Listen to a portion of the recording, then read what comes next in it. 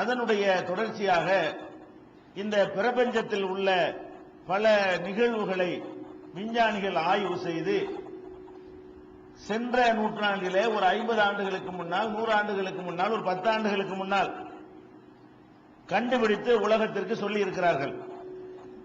அவர்கள் கண்டுபிடித்து சொன்ன இந்த செய்திகள் எல்லாம் 100 ஆண்டுகளுக்கு முன்னால் வாழ்ந்தவர்கள் அறிந்திராத செய்திகள். அப்படிப்பட்ட செய்திகளை எல்லாம் கூட திருமறை குர்ஆன் 1400 ஆண்டுகளுக்கு முன்னாலேயே தெளிவான வார்த்தைகளால், தெளிவான சொற்களால் சொல்லி இருக்கிற அதிசயத்தினுடைய தொடர்ச்சியாக இன்றைய தினம் கடல்களை பற்றி, உலகத்தில் நிலப்பரப்பு இருக்கிறது, நீர்ப்பரப்பு இருக்கிறது. இந்த நீர்ப்பரப்பு பெரும்பாலும் கடலாக இருக்கிறது நம்ம பார்க்கிறோம். கடலை எடுத்துக்கொண்டீர்களேயானால் பல கடல்கள் இருக்கின்றன.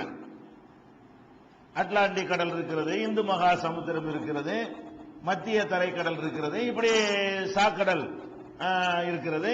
இப்படி பலவிதமான கடல்கள் உலகத்தில் இருக்கிறது. இந்த கடல்களை எடுத்துக்கொண்டீர்களேயானால் சில நேரங்களில் ஒரு கடலும் அடுத்த கடலும் பக்கத்து பக்கத்தில் சேர்ந்த மாதிரியே இருக்கும்.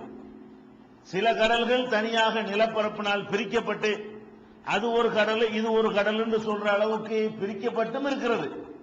சில கடல்களை எடுத்துக்கொண்டீர்களேயானால் ஒரு கடலும் இன்னொரு கடலும் ஒட்டிக்கிட்டு தான் இருக்கும். பக்கத்து பக்கத்தில் சேர்ந்தார் போல என்ன செய்யும், கடல்கள் எல்லாம் அமைந்திருக்கும்.